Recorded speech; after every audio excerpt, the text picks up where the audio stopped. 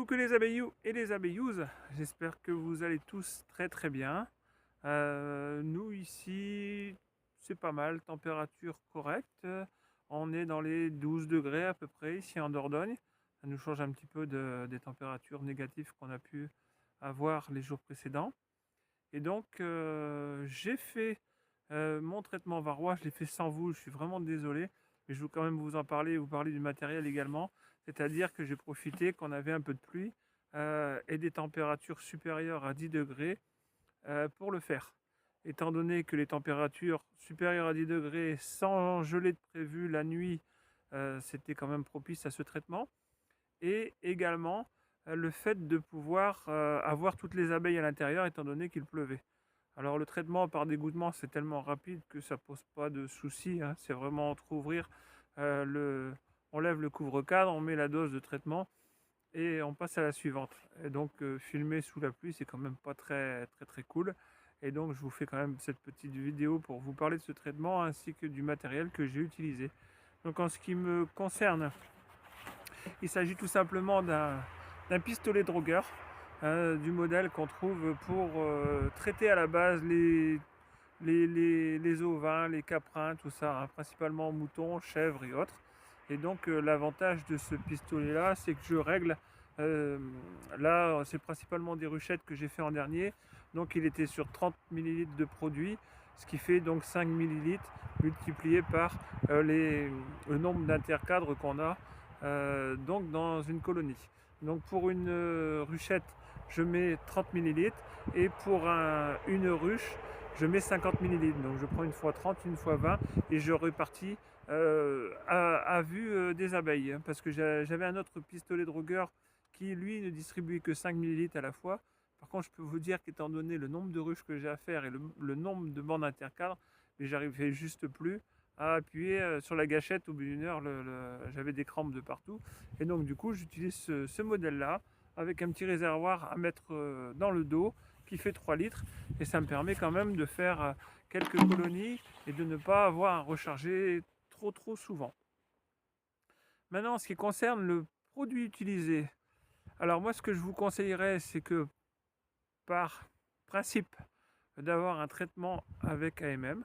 Après, certains feront comme ils l'entendent, moi il n'y a pas de souci. Ce que je vous demande juste, c'est de traiter.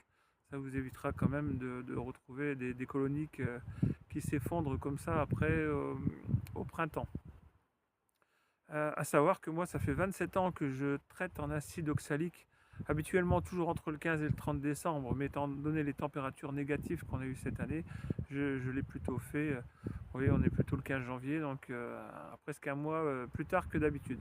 Mais étant donné les froids qu'on a eus, je pense que c'est plutôt bénéfique, étant donné les arrêts de ponte des colonies ont dû être plus marqués, plus importants, étant donné les températures qu'on a pu avoir. Maintenant, en ce qui concerne l'acide oxalique, ça fait, comme je vous disais, 27 ans que je traite avec cette molécule. Ça nous était interdit parce que c'était soi-disant nocif, que c'était dangereux pour le miel et autres, sauf que moi je ne mets pas de hausse entre le 15 et le 30 décembre. Je comprends peut-être qu'il y ait des craintes si on le fait au mois d'août, au mois de juillet, quand on a encore des hausses sur les colonies. Maintenant, personnellement, j'ai toujours traité en fin décembre en acide oxalique. Il y a que quelques années, peut-être 4 ou 5 ans, que finalement les laboratoires se sont intéressés à l'acide oxalique. On dit tiens, finalement c'est sympa, ça fonctionne bien ça. Bon, après on a quand même fait plus de 30 ans de tests à leur place. Et donc après cet acide oxalique qui est censé être plus pur que celui qu'on trouve dans les drogueries et qui sert à décaper des meubles, hein, on va dire. Et puis ils ont ajouté 1% de sucre, ce qui en fait une solution. Et ça a permis quand même de multiplier le prix par 12. Donc ça fait un petit peu rire quand même. Et puis c'est là où on se rend compte qu'en apiculture, on n'est pas aidé et qu'on va nous obliger à mettre tel ou tel produit parce qu'il est avec AMM. Ça peut se comprendre, hein, c'est quand même la santé de tous, mais qu'à côté de ça, le varroa qui le frelon qui nous décime les colonies, apparemment ne dérange pas les pouvoirs publics. Je les en remercie au passage. C'est quand même bien dommage que rien ne soit fait, rien ne soit tenté pour pouvoir éradiquer cette bestiole. Maintenant, je pense que nous ne sommes qu'une minorité de la partie agricole. Déjà, la partie agricole n'a pas l'air d'intéresser énormément le gouvernement ces temps-ci. Je ne vais pas me faire des amis, mais ça fait rien. Mais il se trouve que nous, en apiculture, nous sommes encore plus minoritaires. Nous sommes vraiment une branche un peu à part de l'agriculture. Et j'ai un petit peu l'impression que notre avis importe peu. Alors que peut-être que si demain on disait qu'il n'y aura plus de pollinisation et que nos enfants et petits-enfants n'auront pas l'occasion de manger des fruits cueillis à même l'arbre, peut-être que ça réveillerait certaines consciences. Et encore, je n'en suis pas si certaine. Donc je suis un peu écœuré de la façon dont nous sommes vus par les autorités. Car tant qu'on donne des cotisations aux différentes caisses, ça ne pose pas de problème. Par contre, nous donner un petit coup de main et trouver une solution qui serait quand même radicale contre le frelon asiatique, ça c'est quand même un petit peu plus difficile. Bon, c'était le petit coup de gueule au passage. Alors maintenant, je ne sais pas comment ça se présente chez vous. Moi, il se trouve qu'à l'ouverture des colonies, je suis un petit peu déçu par le pourcentage de pertes hivernales cette année. Alors à savoir que depuis qu'on a le frelon asiatique, je ramène toutes mes colonies dans mon rucher chez moi, ce qui fait qu'il est quand même un petit peu dilué sur le nombre de colonies. Euh, la prédation est un peu plus... Il y a un peu moins de prédation que quand on a des ruchers que de 20 ruches ou moins. Cette année, avec mes problèmes de dernier, je n'ai pas pu rapatrier mes colonies chez moi et donc elles sont restées dans les ruchers avec une quinzaine, une vingtaine, voire 25 colonies. Et je me rends compte quand même à quel point le frelon nous en a décimé cette année. Les pertes, je n'ai pas encore les chiffres définitifs puisqu'il faut quand même attendre d'avoir vraiment ouvert les colonies, d'avoir vérifié les cadres pour être certaine qu'on a bien des rennes en ponte, tout ça, ce qui fait qu'on a toujours un petit pourcentage de pertes encore en augmentation par rapport à ce qu'on peut voir en ce moment. Mais j'ai trouvé quand même qu'il y avait plus de colonies qui avaient souffert du frelon asiatique. Et on retrouve quand même quelques colonies vides avec les rayons qui sont réellement grattés. On a l'impression d'avoir passé avec un couteau pour récupérer le miel sur certains rayons. Donc il est évident que là c'est pas du pillage, c'est pas nos abeilles, c'est vraiment les frelons asiatiques qui, malgré les entrées rétrécies et logiquement faites pour ça, on se rend compte qu'en fin de saison on a quand même du frelon asiatique qui est un peu plus petit que la moyenne et ceux-ci arrivent quand même à passer et arrivent à aller piller nos ruches. Maintenant, les causes, j'ai pas mal de personnes qui me posent la question, qui me disent est-ce que tu as pas, toi, des colonies qui sont tout simplement vides, des ruches qui sont vides, alors qu'il y a des réserves de miel, il y a des réserves de pollen, on ne comprend pas pourquoi. Et donc, malheureusement, une abeille qui est carencée en nourriture ou en protéines, parfois des maladies qui découlent du varroa. On n'a pas que la varroise. Le varroa, même s'il est plus visible, il n'est pas visible sur les abeilles, fait quand même énormément de ravages, car c'est un peu comme une puce sur un chien. Il a beau ne plus avoir de puce, ces insectes-là leur ont quand même filé énormément de virus, et ce qui fait qu'on peut aussi avoir des phénomènes d'effondrement de colonies par la suite, même si physiquement on ne voit plus varroa. Maintenant, la prédation frelon, quand elle est trop forte, stresse les colonies et ça peut être aussi une cause de l'effondrement des colonies qui va un peu laisser tomber et qui va ces abeilles vont sortir de la ruche et finir par la déserter tout simplement, même s'il y a ce qu'il faut à manger. Mais on s'est retrouvé quand même cette année avec des ruches en état de siège carrément, hein. À savoir que le frelon nous est arrivé du département voisin. On est un petit peu le berceau, le Lot, la Dordogne, tout ça.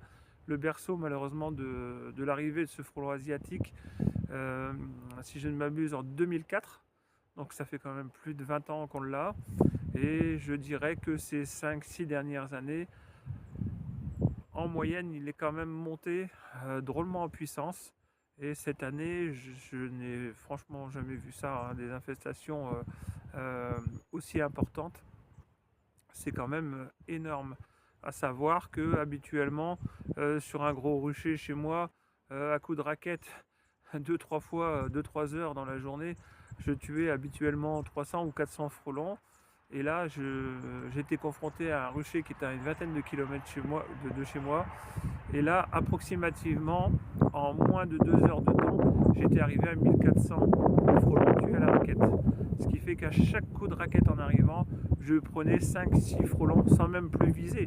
Tellement il y en avait, on avait l'impression d'avoir un essaim de frelons tout simplement autour des ruches.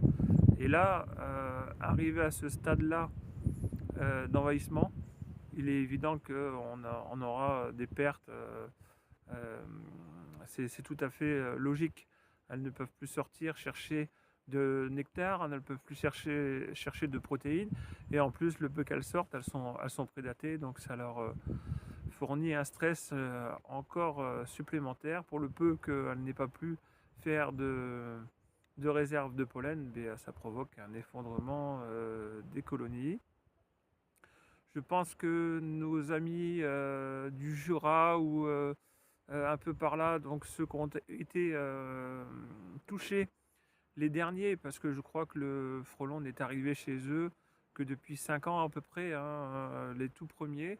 Apparemment, ça monte en puissance chez eux aussi, mais ça serait bien d'avoir un petit retour de votre part, selon les régions où vous vous trouvez, et de voir un peu si vous avez été vous-même victime d'effondrement, d'avoir perdu des pertes hivernales assez soutenues de vos colonies, malgré un traitement varroa, malgré la présence de nourriture dans vos ruches. Et ça pourrait peut-être permettre de déterminer que selon les secteurs où on est le plus envahi, eh bien on a plus de désertion que les autres. Moi, en ce qui concerne les pertes hivernales des années précédentes, je dirais que pendant une bonne quinzaine d'années, voire une vingtaine d'années, je tournais à 3-4% de pertes, ce qui était plutôt bien, ce qui était plutôt honorable quand on suit correctement ces colonies, qu'on les traite et qu'on leur donne à manger s'il y a besoin. Ça me semblait être pas mal. Depuis l'arrivée du frelon il y a 6-7 ans, vraiment de façon plus forte, je suis monté aux environs de 7%, 6 à 7% de pertes hivernales. Là, je n'ai pas encore fait tout le tour des ruchers, mais j'ai bien l'impression qu'on pourrait malheureusement dépasser le cap de 15, 16, 17% de pertes hivernales. Donc, si vous voulez m'envoyer un petit message pour partager ça aussi avec les autres, avec les collègues, pour voir si c'est spécifique à mon apiculture. Apparemment, je ne pense pas. J'ai pu avoir 2 collègues, ce matin et cet après-midi, et des gens qui connaissent l'apiculture, qui la travaillent depuis très très longtemps, en qui je peux avoir confiance. Et en plus, des personnes qui seront honnêtes et vont pas me dire non, non, nous on perd rien parce qu'on travaille mieux que toi. Simplement des gens qui m'ont sorti les vrais chiffres. Et il se trouve que des apiculteurs professionnels sur mon secteur arrivent à près de 40 ou 45% de pertes en colonie, ce qui me paraît quand même énorme. Et en ce qui me concerne, le jour où j'arriverai à des taux comme ça de pertes, je pense que j'arrêterai tout simplement l'apiculture, puisque ça deviendra économiquement infaisable de tenir dans la durée. Pour l'instant,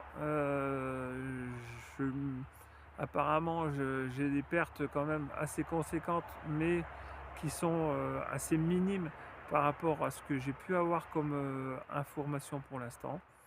Donc je vous tiendrai au courant au fil du temps. Et on fera les premières visites, vraiment les ouvertures de ruches avec la visite des cadres ensemble. Et ça nous permettra un peu de déterminer aussi le pourcentage réel de pertes hivernales sur les colonies. Voilà, je pense que cet épisode est court mais à présent terminé.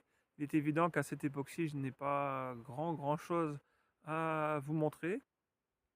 Je pense que cette année va être aussi une année de tests, d'essais concernant les apports de protéines en fin de saison apicole. Il se trouve que chez moi, je n'ai pas de soucis. Logiquement, il y a toujours suffisamment de pollen pour que mes colonies passent un bon hiver. Mais je vais faire quand même quelques tests, quelques essais. Je vais rééquiper mes colonies de trappes à pollen à partir de mois de mars, avril, quand on a du pollen frais qui rentre en grande quantité. Et c'est surtout, on sait que dans ces 3 premiers mois de la saison, c'est le pollen qui est le plus riche en protéines. Donc l'idée, c'est de poser des trappes à pollen sur les colonies les plus fortes et de les enlever, poser les grilles pendant 3 jours, ensuite les enlever pour ne pas non plus carencer ces colonies et stocker ce pollen-là au congélateur, tout simplement, afin de pouvoir préparer des pâtons protéinés en cas de disette en juillet-août, au cas où on est une période super sèche, et de leur donner quand même au mois de septembre, août-septembre, quand elles ont réellement besoin de faire leurs abeilles d'hiver, de leur apporter ceci. On fera notre petite tambouille ensemble, notre petite recette ensemble, et je mettrai ça sur les colonies, et ça, tout au moins sur une partie des colonies, et ça me permettra de faire un petit constat, de voir si le volume de perte hivernale a varié sur les colonies où il y avait eu cet apport de pollen. Parce que, en ce qui me concerne, les candis protéinés, les pâtis, c'est très bien. C'est un bon substitut. Par contre, je trouve que c'est trop peu riche. Le pourcentage de protéines est pour moi bien inférieur à ce qu'elles devraient avoir. Et je pense que leur restituer ce qu'elles savent au mieux produire ne pourrait être que meilleur. Donc ça, c'est peut-être un petit peu plus de travail sur le plan logistique, de mettre des trappes, de ramasser du pollen, de le stocker, ensuite de le ressortir et de le mélanger avec un petit peu de... On fera une tambouille, on fera plusieurs essais ensemble, plusieurs recettes, et on verra un peu ce qui a l'air de fonctionner le mieux.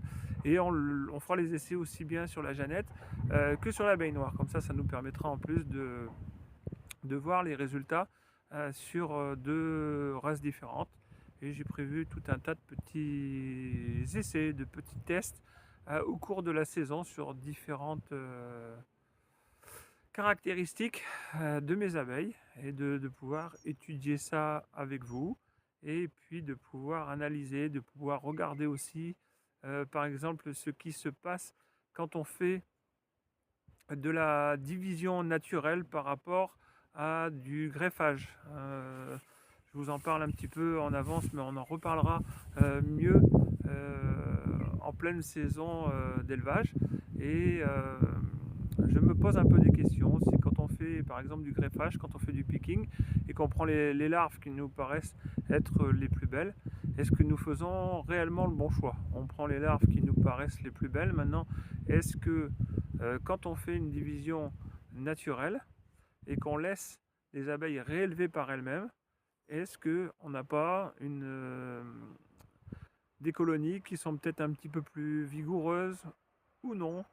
Ce dont je suis certaine, c'est que quand on prend de l'abeille noire, alors si on prend une colonie d'abeilles noires hybridées par exemple, c'est-à-dire qu'on va avoir dedans des abeilles noires, des abeilles hybridées, des abeilles peut-être un petit peu plus cuivrées, un peu plus jaunes. Et donc si on fait du greffage sur une colonie comme celle-là, on va avoir des reines des 3 couleurs. On va avoir des reines qui vont être totalement noires, on va avoir des reines qui vont être hybridées avec un petit anneau simplement, et on va avoir des reines qui vont être très hybridées, qui vont être quasiment toutes jaunes. Ce qui fait que ça représente réellement ce que la reine a pondu et ce qu'elle a dans sa spermathèque au moment où elle pond. Par contre, sur cette même colonie, si je prélève un essaim artificiel et que je laisse faire la nature, eh bien, les 100% des reines qui naissent de ces divisions naturelles, alors peut-être pas 100% des reines qui naissent, mais 100% des reines qui prennent le trône, qui vont faire perpétuer la colonie, sont des reines noires. Donc, est-ce que les abeilles sont capables par elles-mêmes de choisir telle ou telle larve, de détecter quelle sera la descendance, plus noire, moins noire? Ce que j'ai pu vérifier aussi avec les années de greffage, c'est que la reine noire va avoir tendance à naître une journée avant les hybrides. Hein, quand on part du 16e jour à partir de l'œuf pour la naissance d'une reine, eh bien, la reine noire va naître plutôt le 15e jour. Alors, est-ce que quand les abeilles étirent des cellules royales, il se trouve que la reine noire est celle qui va naître en premier et donc tuer les autres, ce qui fait que je retrouve forcément une reine noire dans ces colonies. Et ça, c'est ce que je vous propose de faire en essai avec moi au cours de la saison. Je pense qu'on va passer des bons petits moments. Ça peut être drôlement sympa d'essayer de comprendre, d'essayer de trouver pourquoi une colonie hybride noire revient forcément en noir si on les laisse faire. Hein, tout au moins la reine. Après, les fécondations en vol, c'est encore autre chose. Donc ça fait partie des petits sujets qui m'intéressent et que j'aimerais traiter avec vous. Cette vidéo est à présent terminée. J'ai hâte de vous retrouver dans les ruches, ouvrir des colonies, voir de l'abeille, se faire piquer un peu, pourquoi pas. Ça fait circuler le sang, dit-on. Et j'ai vraiment hâte de vous retrouver, de pouvoir vous annoncer un petit peu les chiffres et de comparer tout ça, de vous donner aussi les grands axes de ma saison apicole, de ce que je compte faire en saison et pour préparer également l'année 2027, hein, puisqu'à savoir qu'en apiculture, la plupart du temps, on travaille quand même pour l'année d'après. Je vous fais à présent de gros bisous. Je vous embrasse très fort. Prenez bien soin de vous. N'hésitez pas à me renvoyer vos petits commentaires concernant vos réveils de colonie, si vous avez eu des pertes ou non. Et puis, ça sera l'occasion d'en reparler ensemble et puis peut-être d'essayer de comprendre exactement ce qui s'est passé pour vous. Voilà, je vous fais de gros bisous. Je vous dis à très bientôt. Bye bye.